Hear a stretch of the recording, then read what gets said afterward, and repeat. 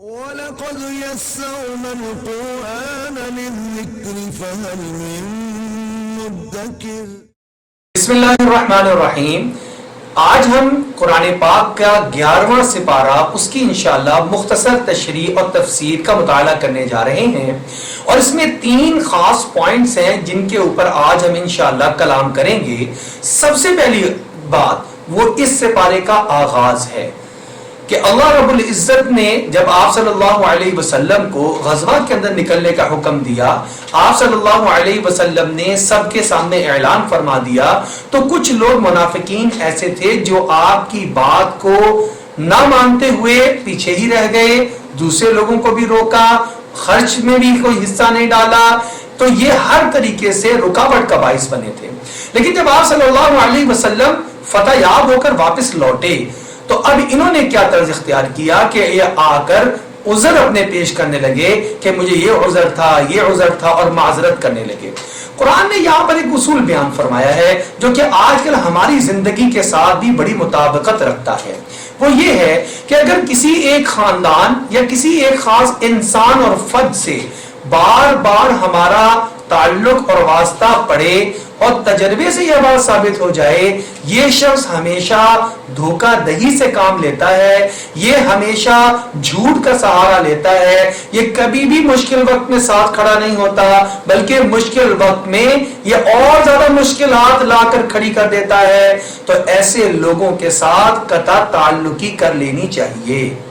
قرآن کہتا ہے یعتذرون الیکم اذا رجعتم الیہم، یہ لوگ عذر بیان کرنے کے لیے آپ کے پاس آئیں گے اور آ کر عذر بیان کرنے لگیں گے تو آپ کیا فرمائیں؟ قل لا تعتذروا، کوئی عذر بیان نہ کرو، کوئی معذرت تمہاری قبول نہیں، لن نؤمن لکم، ہم تمہاری کسی بات کو نہیں مانیں گے، کسی بات کو سچا نہیں گردانیں گے، قد نبأنا اللہ من اخبارکم، اللہ نے تمہاری اصل حقیقت باتیں ہمیں بتا دی ہوئی ہیں۔ اب اللہ نے جب بتا دیا کہ یہ جان بوجھ کر بہانے کر کے رک رہے ہیں تو تم چاہے آ کر قسمیں کھاؤ، چاہے آ کر تم وعدے کرو، چاہے تم آ کر کسی بھی طریقے سے یقین دلانے کی کوشش کرو، ہم تمہاری بات کو قبول نہیں کر سکتے ہیں۔ بالکل یہی معاملہ ہے کہ انسان جب زندگی گزارتا ہے تو اس کے ساتھ دنیا میں کئی دفعہ ایسے ہوتا ہے کہ ایک خاص فرد ہمیشہ نقصان پہنچاتا ہے، اس سے قطع تعلقی کر لینے میں کوئی حرج نہیں۔ یہاں پر ایک شبہ آتا ہے کہ ایک حدیث مبارکہ میں تو یوں آتا ہے کہ مسلمان کے لیے جائز نہیں ہے کہ کسی دوسرے مسلمان سے قطع تعلقی کر لے، 3 دن سے زیادہ اس سے بات نہ کرے، اگر اس نے ایسا کر لیا تو نہ اس کا کوئی فرض اللہ کے ہاں قبول ہوگا نہ کوئی نفل اس کا اللہ کے ہاں قبول ہوگا، تو یہ تو تمام تر عبادات قطع تعلقی کی وجہ سے ختم ہو جائیں گی۔ تو یہ سمجھ لیجئے قرآن پاک کی ان ہدایات کی روشنی سے ہمیں یہ معلوم ہوتا ہے کہ یہ عام حالات میں عام لوگوں اور انسانوں اور عام رشتہ داروں سے متعلقہ بات ہے کہ بلا وجہ بغیر شرعی عذر کے کسی سے قطع تعلقی مت کرو، یا چھوٹی چھوٹی باتوں کی وجہ سے، چھوٹی ناراضگیوں کی وجہ سے کسی سے قطع تعلقی ہرگز مت کرو۔ لیکن اگر آپ کو اس بات کا یقین ہے کہ اس شخص سے تعلق رکھنے کی وجہ سے میرے دین کا نقصان ہو جائے گا، مثال کے طور پر کچھ لوگ ایسے ہوتے ہیں جو آپ کے ساتھ بیٹھتے ہیں، ان کی صحبت اچھی نہیں ہوتی، وہ خود سگریٹ نوشی کر رہے ہوتے ہیں، آپ ان کے پاس بیٹھتے ہیں تو آپ کو بھی سگریٹ کی لت لگا دیتے ہیں۔ شراب نوشی عام طور پہ ایک سے دوسرے کو لگائی جاتی ہے، نشے جتنے ہیں وہ سب عام بندے کو کسی نشے سے ہی لگتے ہیں اور وہ صحبت ہی کی نحوست ہوتی ہے۔ اس لیے اگر آپ کو پتا ہے کہ آپ کسی شخص کے ساتھ تعلق کو برقرار رکھیں گے، آپ کے دین کو نقصان پہنچنے کا یقین ہے، اس سے قطع تعلقی کر لینا فرض ہے، لازم ہے۔ اور اگر دین کا معاملہ نہیں، آپ کو یہ یقین ہو کہ اس کے ساتھ تعلق رکھنے کی وجہ سے مجھے دنیا کا نقصان ہو جائے گا تو اس سے بھی قطع تعلقی کر لینا جائز ہے۔ دین اور دنیا کے نقصان ہونے کی وجہ سے کسی سے بھی قطع تعلقی کرنا جائز ہے، چاہے وہ ہمارا قریبی رشتہ داری کیوں نہ ہو۔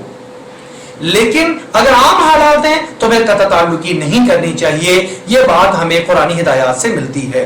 اس میں ایک اور بات جو بڑی اہمیت والی ہے وہ یہ ہے کہ اللہ رب العزت نے کسی کو خود نقصان پہنچانے سے منع فرمایا.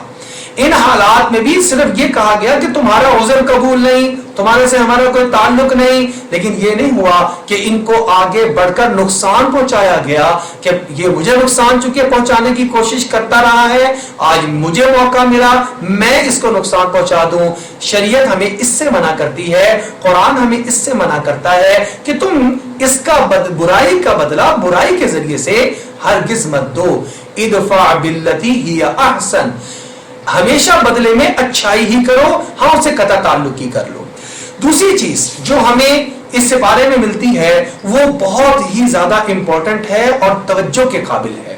وہ یہ ہے کہ اللہ رب العزت نے قرآن پاک میں ہمیں اس بات کی خبر دے دی ہے کہ اللہ نے ہماری جان اور ہمارے مال کو جنت کے عوض, اپنی رضا کے عوض خرید لیا ہے. گویا اللہ خریدار ہیں جنہوں نے ہماری جان اور مال کو خرید لیا. ہم جو ہے ہماری زندگی, ہمارا جان اور مال ایک ایسی چیز ہے جو کہ خریدی ہوئی چیز ہے, بیچ دی گئی ہے, اور آپ کو پتا ہے کہ چیز کے اوپر حکومت یا حکم اس کا چلتا ہے جو خریدار ہوتا ہے, جو مالک ہوتا ہے, اس کا نہیں چلتا جو کہ خود مملوک ہوتا ہے. اس سے فرق کیا پڑے گا؟ اس سے فرق یہ پڑے گا کہ اب میری جان میری ملکیت میں نہیں ہے, میرا جسم میری مرضی نہیں ہے, بلکہ میرے اس پورے کے پورے جسم میں اللہ کی مرضی شامل ہو گئی.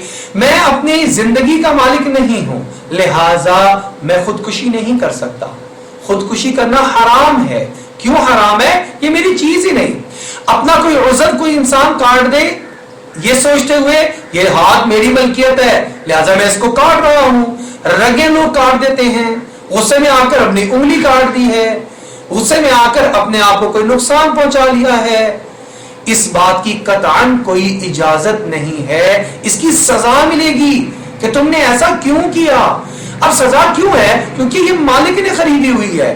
مالک پوچھ رہا ہے کہ تم نے ایسا کیوں کیا. اور اسی طرح یہ جو مال ہے یہ مال بھی میرا نہیں ہے, لہٰذا اللہ نے عطا کیا, اللہ کے بتائے ہوئے طریقے پر ہی خرچ ہوگا.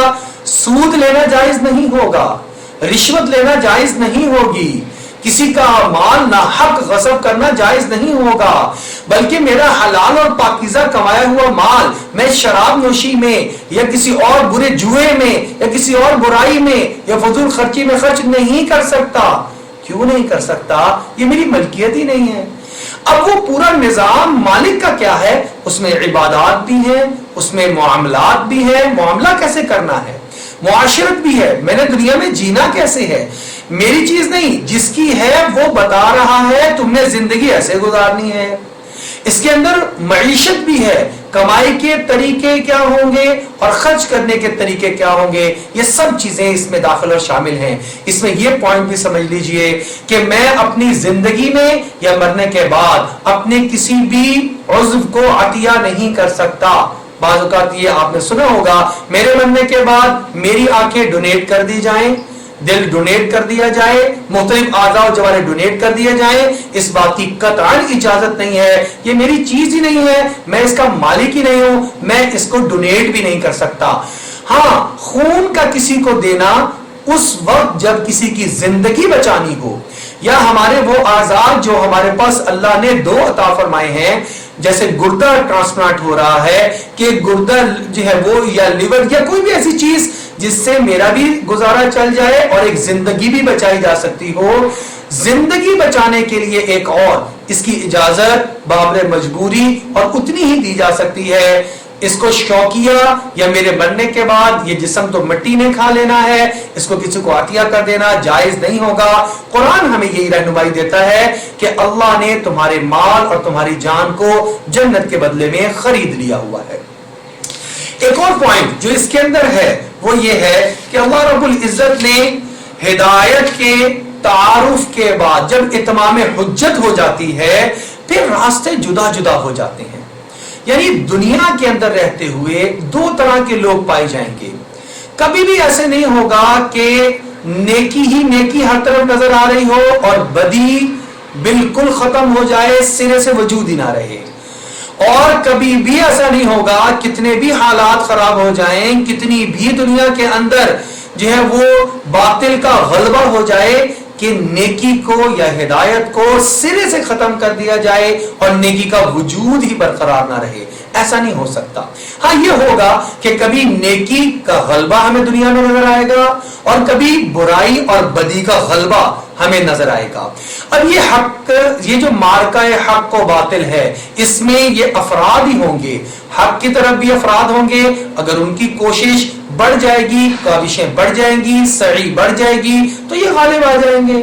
اور اگر یہ سستی کریں گے اور باطل والے اپنی مکر, اپنی تدبیریں اور اپنا پورا جو ہے وہ اثر رسوخ اور اپنی تمام صلاحیتیں لگا دیں گے, تو کبھی یہ غالب آ جائیں گے. ہم نے صرف یہ دیکھنا ہے ہم کس جماعت میں کھڑے ہوئے ہیں, ہم کس سائڈ پر کھڑے ہوئے ہیں. چنانچہ اللہ جل شانہ نے قرآن مجید کے اندر اس بات کو بیان بھی فرما دیا. جب کفار مکہ اور اہل کتاب سارے آئے اور ان کو یہ بات بتا دی گئی کہ حق تو یہ ہے, یہ جو بت تم پوچھ رہے ہو یہ کسی کام کے نہیں, اللہ جل شانہ اصل میں خدا ہیں, الہ ہیں, انہی کے قبضے میں سب کچھ ہے, تو پھر راستے جدا کر دیے گئے.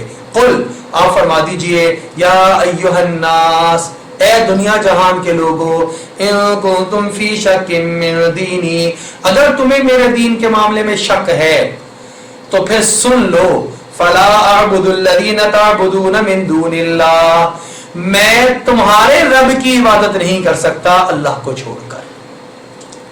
ولکن اعبد اللہ الذی یتوفاکم, بلکہ میں تو اللہ ہی کی عبادت کروں گا جس کے قبضے میں سب کچھ ہے. پھر وہ کیا کچھ ہے اللہ نے وہ بھی بیان فرما دیا. زندگی اور موت اللہ کے ہاتھ میں ہے, تمہارے معبودوں کے ہاتھ میں نہیں ہے. معبود کے منصب پر جس کو تم رکھ رہے ہو اس کی صفات تو دیکھو کہ وہ کچھ کر بھی سکتا ہے یا نہیں. جو میرا اللہ ہے وہ تو سب کچھ کر سکتا ہے.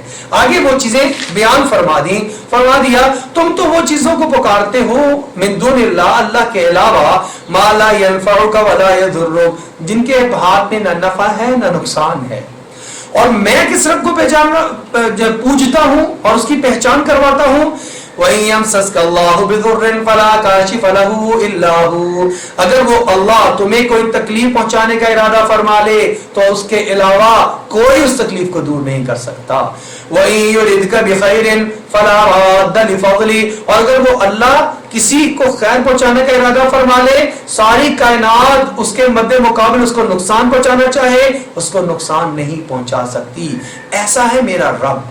لہذا اتمام حجت کے بعد راستے جدا جدا ہو جائیں گے, الگ الگ ہو جائیں گے, اور اللہ کے ہاں بھی ہمارا عذر قابل قبول ہوگا. یا باری تعالی, ہم نے تیرے ان بندوں کو جو تجھے نہیں مانتے تھے, ہم نے تیرا پیغام بھی پہنچا دیا, تیری حقانیت کے دلائل بھی پہنچا دیے. اب انہوں نے غور و فکر کرنا تھا اور ایمان لے کر آنا تھا. غور و فکر کر کے ایمان لے آئیں گے تو اپنا بھلا کریں گے, اور اگر نہیں لائیں گے تو اپنا نقصان کریں گے. ایک آیت مبارکہ جو یہاں پر اللہ جل شانہ نے ارشاد فرمائی ہے کہ ہمیں اس بات کا مکلف بھی نہیں بنایا گیا کہ ساری انسانیت کے سارے لوگوں کو ہدایت دلوا دیں. اللہ فرما رہے ہیں اگر ہم یہ چاہتے تو ہم تو ایک حکم دیتے سب کچھ ہو جاتا. وَلَوْ شَاءَ رَبُّكَ لَآمَنَ مَن فِي الْأَرْضِ كُلُّهُمْ جَمِيعًا, اگر آپ کا رب چاہتا تو زمین میں جتنے لوگ بستے ہیں سب کے سب مومن ہو جاتے. لیکن پھر فرق کیسے پتا چلتا؟ لہٰذا ہمیں اپنی سی محنت اور کوشش کرنی چاہیے. نتیجہ ہدایت کا اللہ کے ہاتھ میں ہے. اللہ جل شانہ ہمیں پوری طرح اپنے دین پر جمنے کی اور اہل باطل تک پیغام کو پہنچانے کی توفیق عطا فرمائے.